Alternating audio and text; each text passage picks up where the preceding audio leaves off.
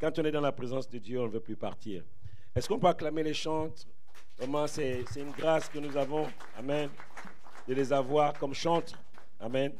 Et le Seigneur est fier de les avoir. Alléluia. Gloire à Dieu. Merci les chantres. Prions pour eux. Vous savez, toutes les personnes qui sont devant sont souvent beaucoup attaquées. Et le diable n'attend que ça pour montrer que finalement, à l'église, les gens sont comme tout le monde. Amen. Non. Lorsqu'on sert Dieu, on est vraiment exposé. Alléluia. Et on a besoin d'être soutenu par les prières des uns et des autres. Parce que ce n'est pas toujours évident. Vous savez, les gens qui servent ont souvent des combats difficiles. Malheureusement, ils n'ont pas beaucoup de soutien parce que dès qu'un général de Dieu est en difficulté, tout le monde se réjouit en fait. Ah, on savait que ça devait arriver. Non, on ne savait pas que ça devait arriver. C'est toi qui as un mauvais cœur. Alléluia. Et ce matin, je voulais encore nous rappeler que le jour où nous sommes venus à Jésus, le jour où nous avons, quelque chose s'est passé dans notre cœur et que nous sommes passés de notre ancienne vie à la vie en Christ, le Seigneur a commencé une œuvre dans notre vie. Et cette œuvre-là va se terminer que lorsque le Seigneur reviendra. Du moins, je veux dire, lorsque il nous enlèvera de cette terre et que nous allons attendre d'être dans sa joie. Voyez-vous, lorsque nous venons en Christ, il y a une œuvre de transformation qui se fait. Dieu travaille en nous au travers de sa parole. Dieu travaille en nous au travers de la relation que nous développons avec Dieu. Et nous aussi, nous travaillons. Et souvent, cette partie, on ne veut pas l'entendre. On pense qu'on vient en Christ et Dieu fait tout. Non. Le Seigneur va nous transformer. Il va transformer. Il va rétablir les choses au niveau de notre âme. Ça veut dire quoi? Ça veut dire que tu as eu une certaine façon de fonctionner. Et ton âme va être renouvelée. C'est ce que la Bible dit, le renouvellement de l'intelligence. Ce qui va faire qu'à chaque fois que tu es dans la présence de Dieu et que tu vas recevoir la parole de Dieu va déplacer les bornes dans ta vie. Si on t'a par exemple dit qu'un homme ne pleure jamais, la parole de Dieu va déplacer les bornes en te disant, lorsque tu es en difficulté, tu peux crier à Dieu. Si on t'a dit que par exemple, une femme ne fait pas ceci, la parole de Dieu va venir remettre de l'ordre dans ton fonctionnement. C'est ce qu'on appelle le renouvellement de l'intelligence, la transformation de notre âme. Parce que l'intelligence fait partie du domaine de l'âme. Nous allons être transformés. Et à chaque fois que nous allons venir dans la présence de Dieu, nous ne pouvons pas être les mêmes. Parce que lorsque nous recevons la parole de Dieu, elle vient toucher un domaine de notre vie. Lorsque nous recevons la parole de Dieu, elle nous amène un peu plus haut. Amen. C'est pour ça que quelqu'un qui vient à l'église ne peut pas être le même. Ce n'est pas possible. Parce qu'il y a cette action-là qui se fait. En plus de cette action, il y a notre volonté qui est importante. Ça veut dire que si tu ne décides pas d'aller vers Dieu, Dieu ne peut rien faire. C'est pour ça que le monde est ce qu'il est. Le monde vit ce qu'il vit parce qu'il ne sont pas allés vers, il n'est pas allé vers Dieu. Et Dieu ne peut rien faire.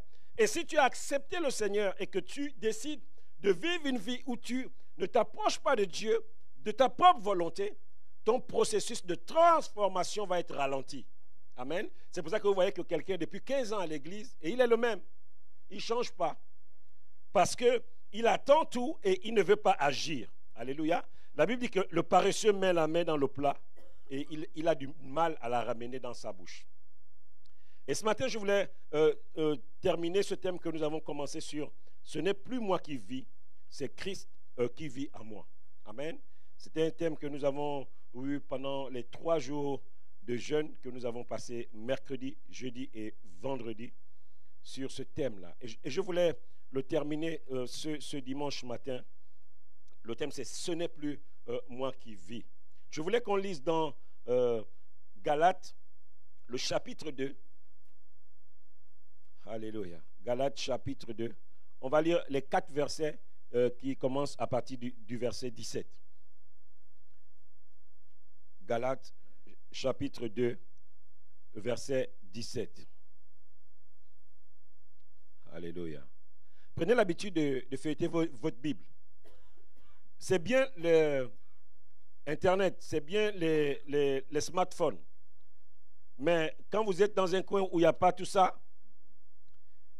la Bible reste un secours. Et puis, il y a ce témoignage terrible sur la Bible. Quelqu'un était dans un champ de guerre et on était en train de tirer. Il a été sauvé par sa Bible parce qu'il a pris une balle et la balle n'a pas pu traverser la Bible. C'est mystérieux, n'est-ce pas? On a des choses comme ça. Quelqu'un, un jour, il a ramassé une feuille de la Bible et quelque part qui traînait et tout son village a été sauvé. Donc, on a des mystères comme ça. Donc, la Bible papier, moi, c'est quelque chose que j'apprécie beaucoup. Amen. Et collectionner les Bibles. Moi, si vous venez dans ma chambre, il n'y a que des Bibles. Alléluia. J'aime bien les regarder comme ça. Regardez. Vous savez, il y a des gens qui s'émerveillent devant leur argent. Quand ils voient que le compte en banque, il y a eu peut-être un petit 20 000 euros qui est rentré. Waouh, il aime bien aller sur son compte pour essayer de vérifier que les sous sont là. Mais nous, les enfants de Dieu, nous devons nous émerveiller devant la parole de Dieu. Amen. Et nous devons investir dans la parole de Dieu. Investir dans la parole de Dieu. Vous savez, parce que ça peut faire une Bible entre les mains de quelqu'un. Et vous êtes peut-être le premier maillon le premier maillon de la chaîne de votre famille qui va amener toute votre famille en Christ. Investissez dans la parole de Dieu. Et un jour, vous allez écrire une parole dans votre Bible. Et le jour que vous serez plus là, quelqu'un va tomber dessus, il va se dire, mince, mon grand-père croyait déjà à ça. Alléluia. Il croyait déjà à ça. Une fois, j'ai visité un champ missionnaire et c'était en Afrique. Et là, j'étais émerveillé de voir que dans les années 1789, des jeunes missionnaires de 20 ans, ils avaient 20 ans, étaient déjà allés en Afrique. Toute l'histoire religieuse de l'Afrique est fausse en partie. Parce qu'on nous parle beaucoup plus des gens qui se sont établis au 19e, au 20e siècle. Mais il y a eu des missions avant. Mais comme ces gens-là, ce n'étaient pas des explorateurs, on a tendance à passer sous silence, en fait, leur présence. Des jeunes de 20 ans. C'était extraordinaire de voir ça. Alléluia. Et lorsque nous investissons dans... Même le fait de prendre les notes, c'est important de prendre les notes. Parce qu'un jour, votre arrière-petit-fils va tomber sur vos notes. Il va réaliser qu'à l'époque, mon arrière-grand-père croyait déjà que sans Dieu, la vie d'un homme n'a pas de sens.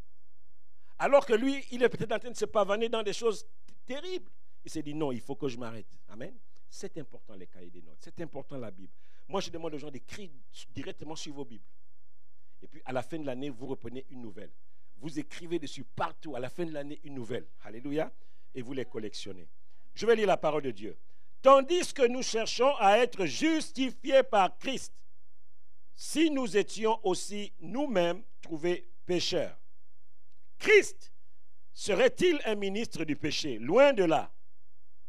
Car si je rebâtis les choses que j'ai détruites, je me constitue moi-même un transgresseur. Car c'est par la loi que je suis mort à la loi, afin de vivre pour Dieu. J'ai été crucifié avec Christ. Et si je vis, ce n'est plus moi qui vis, c'est Christ qui vit en moi. Si je vis maintenant dans la chair, je vis dans la foi au Fils de Dieu qui m'a aimé et qui s'est donné lui-même pour moi. Je ne rejette pas la grâce de Dieu, car si la justice s'obtient par la loi, Christ est donc mort en vain. Alléluia. L'apôtre Paul, en fait, c'était quelqu'un de compliqué à suivre. Juste pour votre information, Paul, à son époque et aujourd'hui, était considéré comme un savant. Ça veut dire que c'est le genre de personnes, quand vous les écoutez, vous revenez sur ce qu'ils ont dit et vous revenez. Il y a des gens comme ça sur la terre encore aujourd'hui. Je ne vais pas le glorifier. Quand vous écoutez quelqu'un comme Jacques Attali, vous revenez 2 fois sur ce qu'il dit. Parce que c'est des gens qui ont de l'avance dans les idées et qui réfléchissent plus vite souvent que la normale. Et l'apôtre Paul, donc, Dieu a utilisé cette capacité de Paul pour lui donner la révélation d'un certain nombre de mystères. Parce que la structure qu'il avait dans son raisonnement, dans son fonctionnement, lui permettait de maîtriser ces mystères-là. C'est pour cela que vous allez voir qu'il arrive à revenir sur des choses spirituelles dans un ordre qui est terrible. Par exemple, l'apôtre Paul n'était pas marié, mais la plupart de l'enseignement que nous avons sur le mariage aujourd'hui nous vient de l'apôtre Paul, alors qu'il n'était pas marié. Le niveau de révélation que nous avons nous vient de lui. Mais c'est extraordinaire. Donc c'est important que nous comprenions déjà ce contexte-là. Et que Dieu souvent va nous utiliser en fonction de ce que nous avons. Et Paul est celui qui a le plus écrit dans la Bible.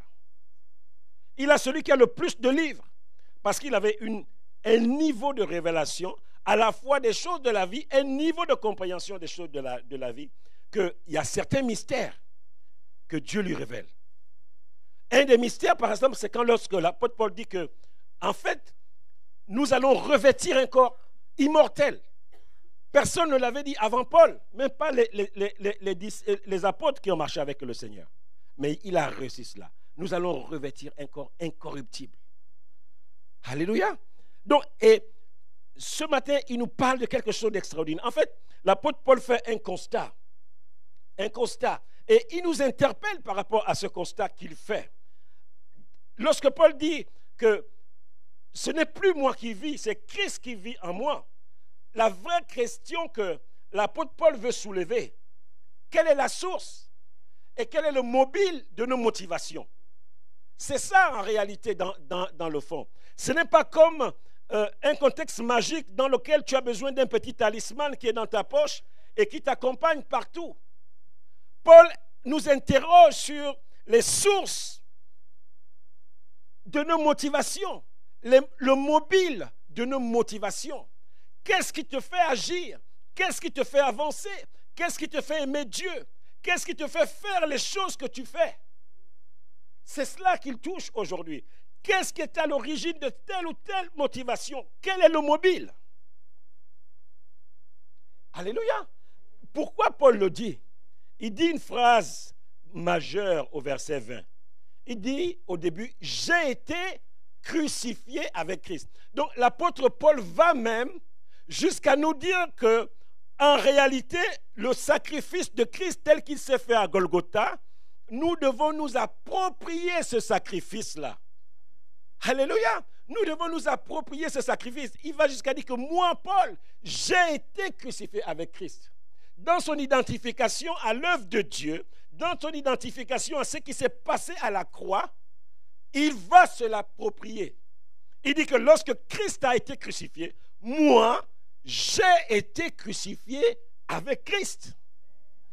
Et donc Paul repart à la croix pour justifier ce qui vient par la suite. C'est parce que j'ai fait partie de ce qui s'est passé à la croix. Parce que j'accepte cette œuvre qui s'est passée à la croix et que je m'identifie à cette œuvre. Je m'identifie aux souffrances de Christ sur la croix. Alors, ma façon de vivre va être réglée différemment. Vous savez, quelqu'un qui a fait la prison a des séquelles. Il ne vit plus comme quelqu'un qui n'a jamais fait la prison. Quelqu'un qui a fait la guerre 39-45, vous le voyez physiquement là, mais il a vécu des choses que nous n'avons pas vécues. Quelqu'un qui a vécu la guerre 14-18, forcément dans son fonctionnement, il y a des gens qui ont vécu la guerre. Dès qu'ils entendent même un bruit d'un verre qui se casse à la cuisine, ils sont totalement déstabilisés. Ça veut dire quoi? Ça veut dire que les expériences par lesquelles je passe m'impactent. Si ce sont des expériences positives ou négatives, elles m'impactent. Et l'apôtre Paul, il repart à la croix. Il dit, j'étais avec Christ lorsqu'il a été crucifié. J'ai été crucifié avec lui. Et forcément, ce qu'il m'a acquis à la croix, je ne peux pas jouer avec. Je ne peux pas jouer avec. Ce que j'ai reçu lorsque nous avions été crucifiés ensemble, je ne peux pas jouer avec. Et l'apôtre Paul nous interpelle tous. Il veut nous dire que repartons à la croix et réapproprions-nous le sacrifice de Jésus. Réapproprions-nous ce sacrifice. Ce n'est plus Christ qui s'est sacrifié pour nous, mais que moi aussi, au moment de la du sacrifice, j'ai été crucifié avec Christ. Et là, vous voyez que le contexte est différent. L'approche est différente. La façon dont je vois la chose est différente. Parce que si j'ai participé à quelque chose, je ne peux pas détruire ce que moi-même j'ai participé à faire. Alléluia. Je ne peux pas le détruire. Quelle est la source de nos motivations? Quelle est la source de nos motivations? Et c'est pour ça que Paul, au verset 18, il nous interpelle sur ceci. Il dit que si je rebâtis les choses que j'ai détruites, par rapport au fait que je me suis identifié à Christ, ça veut dire que je suis un transgresseur. Ça veut dire que je suis un brigand. Parce que dans la vie normale, aucun homme ne détruit ce qu'il bâtit lui-même. Si je m'identifie au sacrifice de la croix, si je m'identifie au fait que lorsque le Seigneur a été crucifié sur la croix, moi aussi j'ai été crucifié avec lui, je ne peux pas être un destructeur. Je ne peux pas violer les principes pour lesquels moi-même je me suis soumis à la croix. Si je rebâtis les choses que j'ai détruites. Ça veut dire que l'homme a la capacité de revenir vers ce qu'il a détruit. Parce que lorsque nous sommes venus en Christ, qu'est-ce que nous avons dit? C'est Paul qui nous donne encore cette révélation. Si quelqu'un est en Christ, il dit quoi? Les choses anciennes sont passées. Et toutes choses sont devenues nouvelles. En d'autres termes, les choses anciennes sont détruites. Et toutes choses sont devenues nouvelles. Je dois donc apprendre à marcher en nouveauté de vie. Si je m'identifie toujours au repère de la croix, si la croix n'est pas mon repère, mais alors je peux violer les termes. Et en ce moment, il dit c'est un transgresseur. Parce que j'ai rebâti sur des anciennes ruines. C'est un peu quelqu'un, tu vis en Christ. Tu étais un drogué et tu as laissé la drogue. Tu courais derrière les femmes. Tu as laissé tout cela. Tu étais un spécialiste de l'adultère. Tu as laissé cela et tu reviens en Christ et ces choses reprennent vie. Tu vas les rebâtir. Tu dis non, je mets tellement vous voir dans ma vie que tu recommences à mettre des briques et tu commences à les rebâtir. La Bible dit de toi que tu es un transgresseur. Parce que tu renonces à la croix. Tu renonces à ce que le Seigneur fait. Et c'est pour ça que le Seigneur nous pose cette question au travers. Quelle est la source? Quel est le mobile de nos motivations? Le mobile réel. Est-ce que la croix, c'est une réalité pour nous? Parce que Paul dit, si je vis, il préfère ne pas dire si nous vivons. Il se pense là pour lui. Il dit que moi, en ce qui me concerne, si je vis, ce n'est plus moi qui vis. Celui qui doit être la source de tout ce que je fais, c'est Christ. Paul n'est pas en train de dire que non, il y a un esprit qui s'appelle Christ qui vient à nous. La source de tes motivations. Le mobile qui t'amène à bouger. Qu'est-ce qui fait que tu te lèves dimanche matin alors que tout le monde a été en boîte et fait la fête, fait la grasse matinée? Toi, tu braves l'hiver, tu braves le froid, le chaud et tu viens dans la maison de Dieu. Qu'est-ce qui fait cela? Quelle est la source?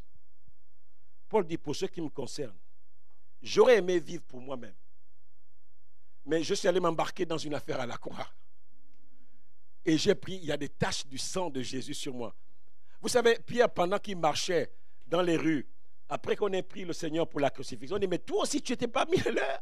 Il dit, non, moi, je n'étais pas, mais il y avait des traces, il y avait une marque sur sa vie. On savait que celui-là est avec Christ. J'ai été à la croix. Quelquefois, il y a des milieux dans lesquels tu repars. On te dit, mais toi, tu n'as plus ta place ici. Le monde te traite même de transgresseur. On dit, non, mais toi, tu n'es plus avec nous. On te dit, tu es un transgresseur de la loi. Parce que ce que tu reviens là, tu as détruit ça. Mais pourquoi tu veux le rebâtir? Il y a même des païens qui vont vous dire que non, moi je préfère que tu restes en Christ. Tu es bien là-bas. Quelle est la source et le mobile de nos motivations? Vous savez, certaines personnes aujourd'hui, toute leur vie, c'est courir après l'argent. Ils vont avoir 3, 4, 5 boulots. Vous allez trouver ça beaucoup aux États-Unis. Aux États-Unis, c'est du standard. Vous êtes avec un frère tout de suite, là, il vous dit que non, je dois partir là, j'ai un boulot. Je dis, mais en fait, nous, on est habitués dans un système cartésien en France, tu n'as qu'un seul boulot. Ils ont 3, 4, 5 boulots. Ils ne vivent pas. C'est leur priorité. C'est quand il se réveille le matin, la première chose qui monte, c'est son programme de travail. Et c'est ça qui détermine tous les autres programmes. Et il vit pour ça. Il s'est donné peut-être 20 ans de vivre comme ça et puis il s'est dit qu'il va rentrer au pays. ou qu'il va enfin acheter la voiture ou la maison de ses rêves. Mais sauf que si Christ n'est pas dans tout ça, tu travailles en vain. Parce que la Bible dit que si ce n'est l'Éternel qui bâtit la maison, celui qui l'a bâti en vain. D'autres personnes ont d'autres sources. Ça peut être le fait de vouloir faire carrière. Tu n'as plus le temps pour Dieu. Et c'est ça qui, des fois tu rentres le soir, tu es triste. Toute la famille te dit, mais qu'est-ce qui ne va pas? Non, je me suis chamaillé avec mon patron. Tu sais dire, quand tu es chamaillé avec ton patron, ça veut dire que la promotion que tu attendais, elle ne sera plus là. Et toute ta semaine va être troublée, déstabilisée pour des choses terrestres. Quelle est la source? Qui vit réellement en toi? Qui est le pilote de ton avion? Qui en est le pilote? Parce que si nous courons après autre chose que Christ, nous allons avoir les joies et les peines que cette autre chose va nous donner. Si nous courons après autre chose que le Christ, nous allons avoir les joies et les peines que cette toute autre chose va nous donner. Tu entretiens une maîtresse cachée, ok. Tu vas devoir payer le prix fort. Parce que ton salaire qui était prévu pour une famille, you're going to divide it. Il va être divisé en 3 ou 4 maîtresses. Tu vas payer le prix fort. Si tu vas avoir 5 boulots, tu vas payer le prix fort de ta santé. Un jour, tu vas aller voir un médecin, le médecin va te dire que si tu n'arrêtes pas maintenant, tu vas tout perdre. Et souvent, quand c'est comme ça, c'est trop tard. Parce qu'on va commencer à te dire que ne mange plus trop de sel, ne mange plus trop de ceci, ne mange plus. Alléluia. Si nous courons après autre chose que le Christ, nous aurons les joies et les peines que cela nous apporte. Les peines et les joies que cela nous apporte. Quelle est donc notre approche aujourd'hui? Qu'est-ce que l'apôtre Paul nous interpelle par rapport à quoi finalement? Et nous avons vu qu'il y avait 3 points importants. Le premier point, c'est la croix. L'apôtre nous ramène à la croix. Vous savez, on vit dans un monde qui va tellement vite qu'on peut être païen dans l'église. Parce que être chrétien, ce n'est pas un contrat qu'on a fait. Ce n'est pas une carte d'identité que j'ai. Mais c'est une façon de vivre, c'est un comportement, c'est une attitude. Et on peut devenir païen tout en étant dans l'église parce que nous ne sommes plus centrés sur notre intérêt principal, la croix de Christ et ce qu'il nous a acquis. L'apôtre Paul veut nous ramener sur le mystère de la croix et ce que nous avons acquis au travers du sacrifice de Jésus sur la croix. Et nous savons qu'au travers de ce sacrifice, nous avons la vie présente et la vie éternelle, avec toutes les joies et les peines qui vont avec. Mais le Seigneur nous dit que son fardeau est léger et que si nous sommes enfants de Dieu, nous pouvons le porter. Et c'est pour cela qu'à un moment donné, tu dois t'arrêter. Tu dois t'arrêter parce que si tu ne t'arrêtes pas, tu vas être emballé dans le style de vie de ce monde.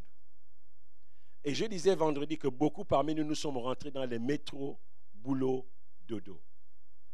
Le monde va t'enrouler et tu n'auras plus un temps à penser à ta vie éternelle. Tu n'auras plus un temps à penser à Christ. C'est pour cela qu'il repose la croix au centre de nos motivations. Il nous ramène là en disant, mon frère, ma soeur, si tu cours derrière les choses de ce monde, tu vas être déçu. Et il y a ces chants que nous chantons jeunes chrétiens. Les choses de ce monde me décevront. Jésus est fidèle. Alléluia. Jésus est fidèle. Les premiers chrétiens ont chanté ça. Et on était la poitrine bien gonflée.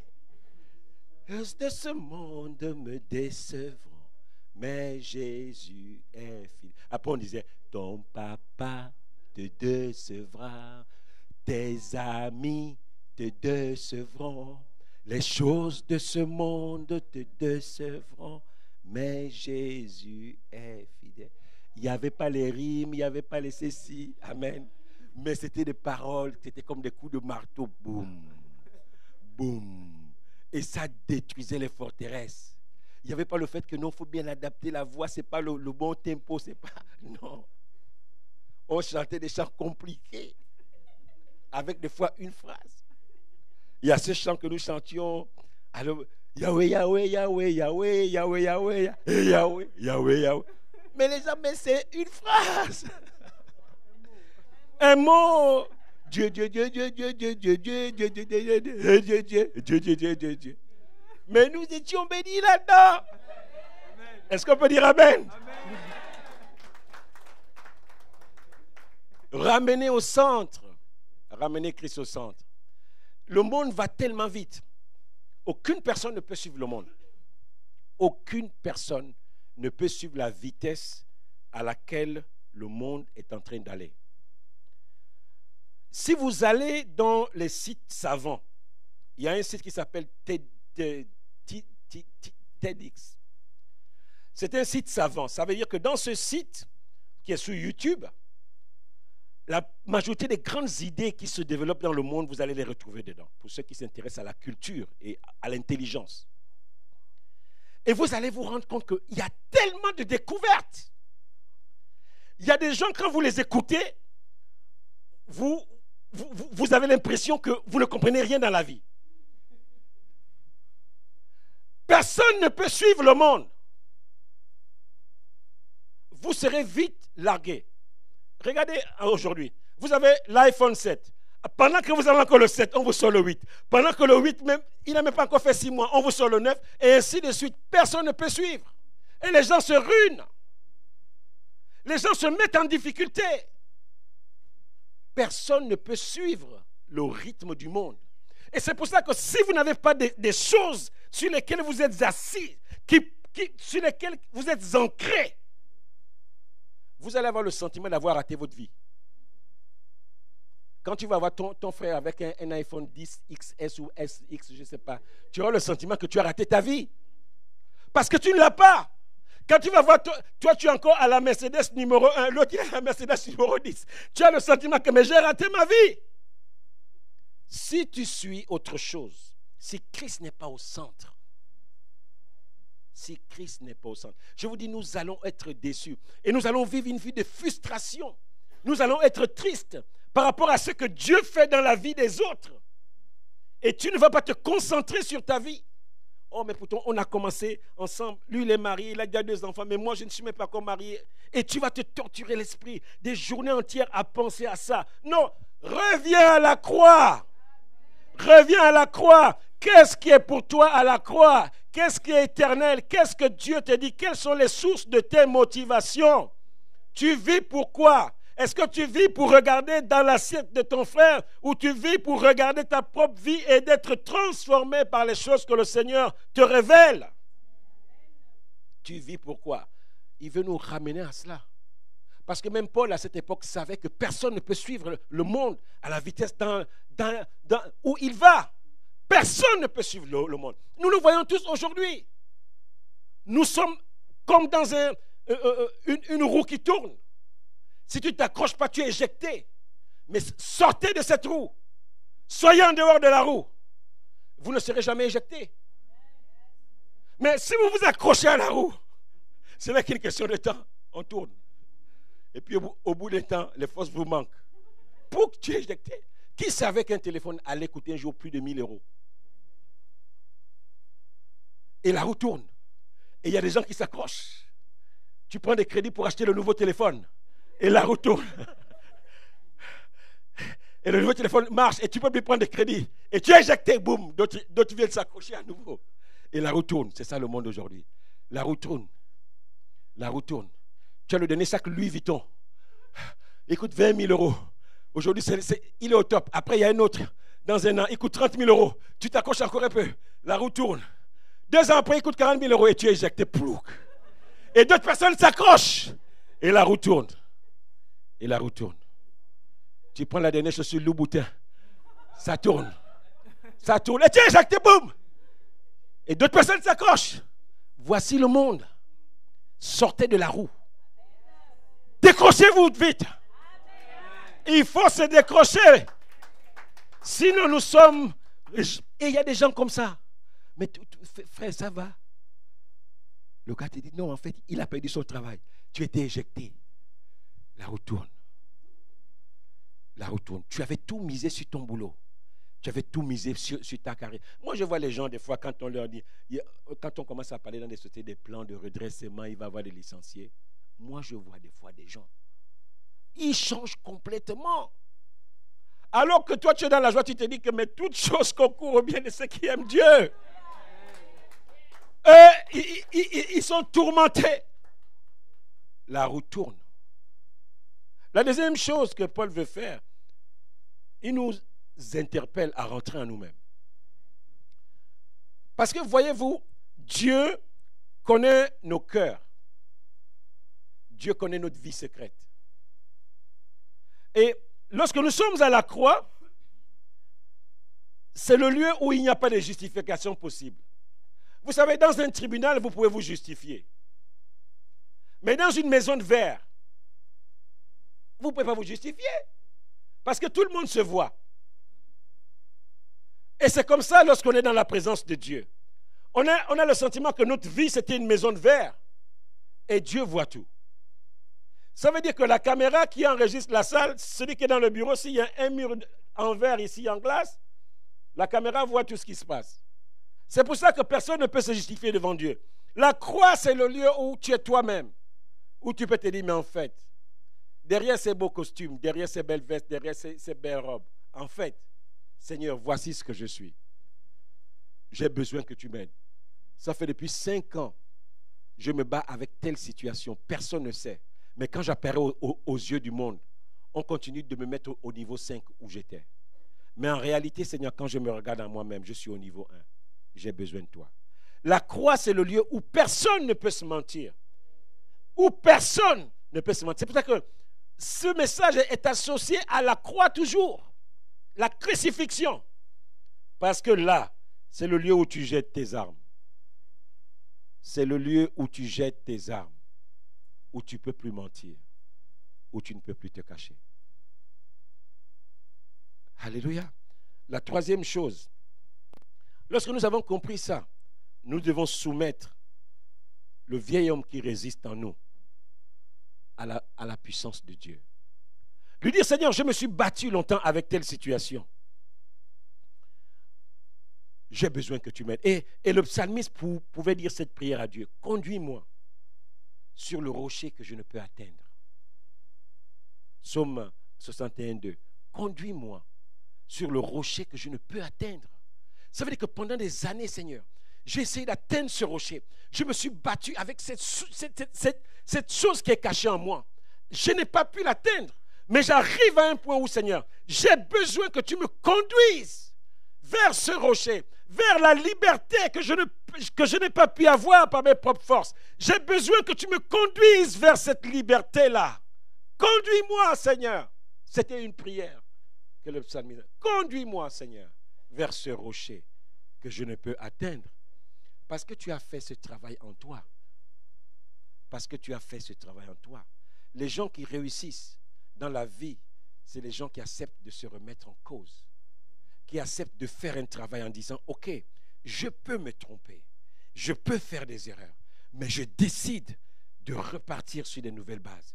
Des gens qui acceptent de jeter leur couronne et de dire non, si je dois gagner Christ, je dois m'investir pour gagner Christ. Si je dois gagner ma liberté, je dois m'investir pour cela.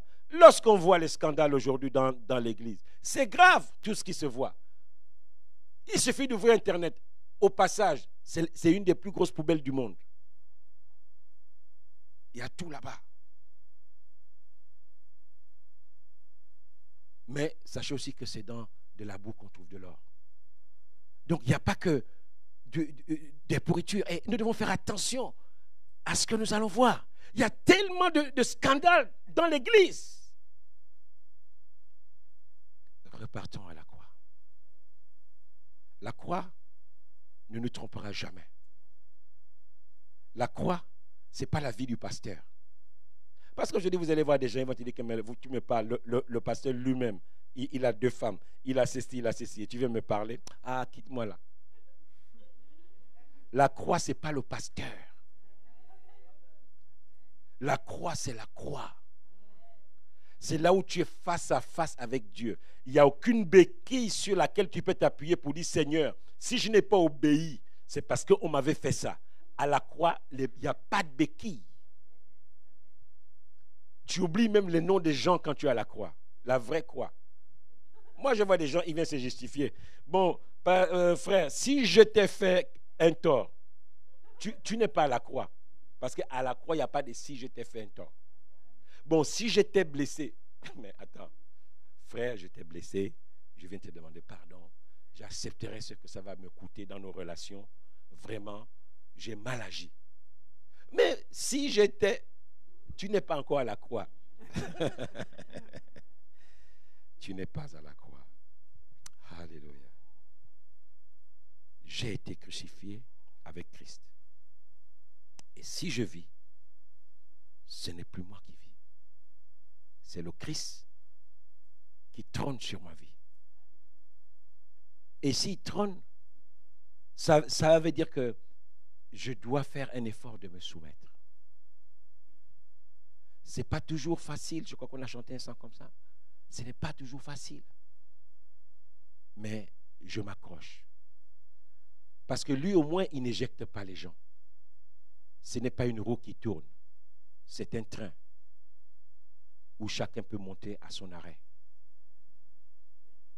Le train, il roule, il tourne. Et il revient à ton arrêt. Si c'est l'arrêt du mensonge, il revient s'arrêter là. Et il attend que tu dégages de cet arrêt et que tu montes dans le train. Il tourne. Personne n'est éjecté. Parce qu'il veut amener le plus grand nombre avec lui. Et le train tourne. Il revient à l'arrêt de la méchanceté. Tu es encore là. Tu hésites de monter dans son train. Il tourne. Il va repasser par là. Il tourne. Mais sauf que pendant que tu es à l'arrêt de la méchanceté, là tu prends des coups. Tout est permis. Il y a des champs de ring. Il y a des champs de boxe. Il y a ceux qui mettent aux autres des pots de banane. Mais tu es dans cet arrêt-là. Tu es là. Le train revient, il s'arrête. Il fait 3, il klaxonne 3 fois. Boum, boum, boum. Tu le regardes. Tu restes encore à l'arrêt. Au moment où à peine le train démarre, tu prends un gros coup. Pouh! Tu dis, mais je vais rater la grâce. Et le Seigneur nous parle. Il nous interpelle. Il va te parler toujours.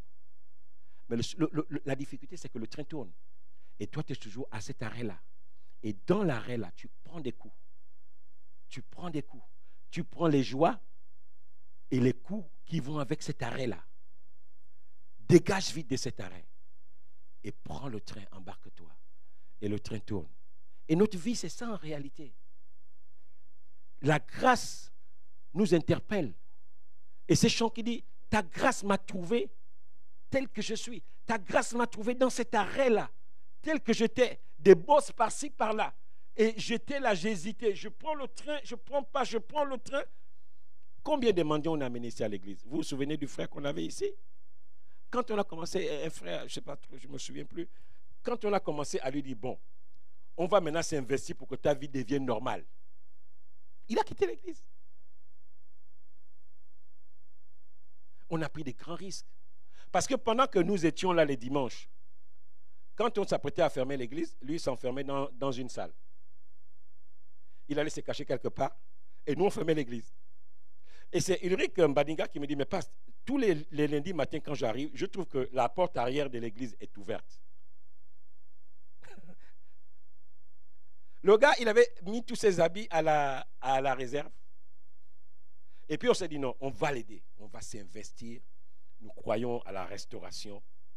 Et on a voulu l'aider. Mais il ne s'est pas embarqué dans le train. Et il est toujours mendiant aujourd'hui. Il prend les coups et les joies. Vous savez, dans un bar, il y a de la joie des fois. Il prend les coups et les joies qui vont avec le fait d'être mendiant. Et je voulais nous interpeller ce matin. Je ne sais pas dans combien d'arrêts vous êtes dupliqués. Je voulais nous interpeller ce matin. Essayons de diminuer le nombre d'arrêts où on se trouve. Parce que sinon nous sommes un monstre. Tu es là-bas, là-bas, là-bas, là-bas. On n'arrive pas à te localiser. Et tu dois prendre le train. Alléluia. Tu dois prendre le train. Quitter cet arrêt. Et arrêter de prendre les coups. Tu dois dire ce matin, conduis-moi sur le rocher que je ne peux atteindre. Chacun de nous, si nous fermons nos yeux, il y a un domaine où nous pouvons dire à Dieu, conduis-moi vers cette liberté que je ne peux atteindre. J'ai besoin de toi. Conduis-moi vers cette liberté. Seigneur, je me suis trop battu. Je me suis trop battu. Seigneur, j'ai trop combattu tout seul. Non, j'ai besoin que tu me prennes par la main.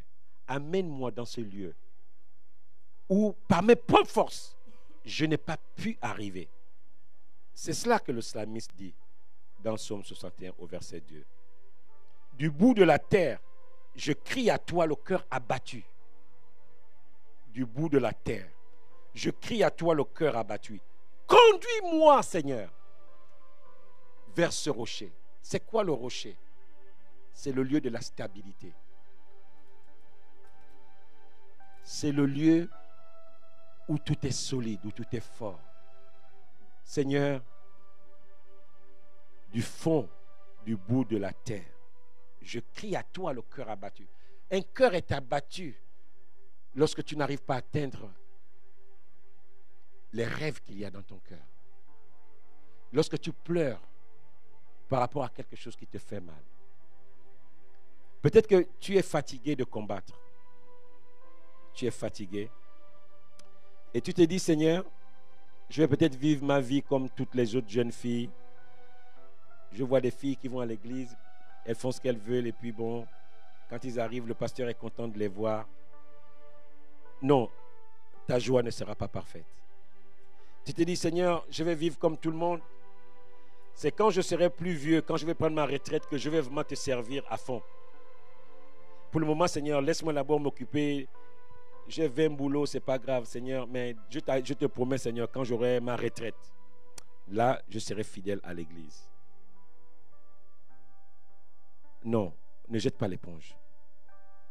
Lui, s'il te prend la main, il peut te conduire sur le terrain de la vraie liberté. Vers ce rêve que par tes propres forces, en 5 ans, 10 ans, tu n'as pas pu atteindre. Mais lui, il peut t'amener là-bas. Conduis-moi, Seigneur. Conduis-moi.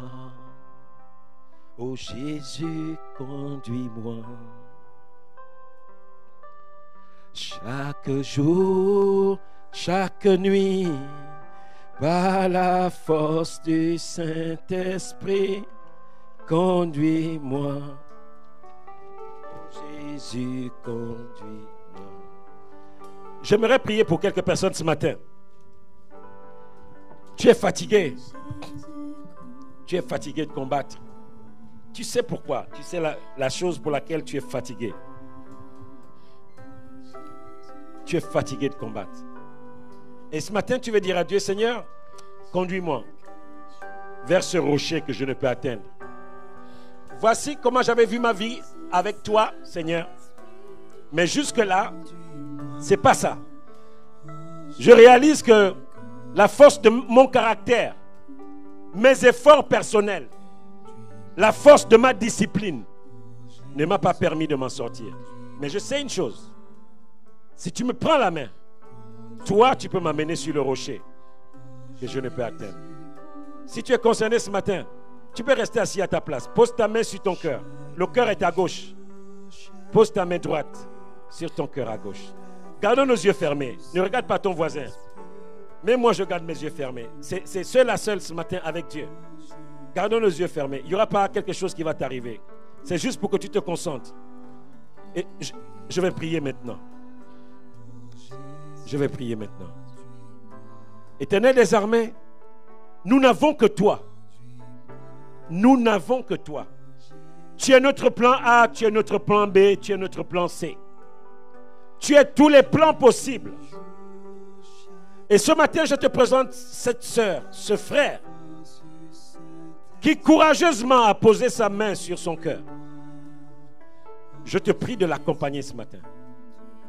Donne-lui la force surnaturelle qu'il n'a jamais pu avoir pour partir de là où il est aujourd'hui. Donne-lui les capacités, Seigneur, de s'en sortir ce matin. J'appelle ta faveur dans sa vie. J'appelle ta grâce dans sa vie. Seigneur, conduis-le, conduis-la sur le chemin, sur le lieu de sa délivrance, sur le lieu de sa liberté. Peut-être que tu te bats avec... Ça peut être des esprits, c'est pareil, c'est la même chose. Tu n'arrives pas à dormir, tu ressens des présences bizarres quand tu dors. Et tu as prié, tu as jeûné, rien ne s'est passé. Saisis la main de Dieu ce matin. C'est un train qui passe à ton arrêt. Ce train, il passe. Il va certainement repasser parce que Dieu ne nous condamne pas. Mais il vaut mieux rentrer le plus tôt possible dans le train. Rentre le plus tôt possible. Saisis sa main ce matin. Alléluia. Oh Jésus, conduis.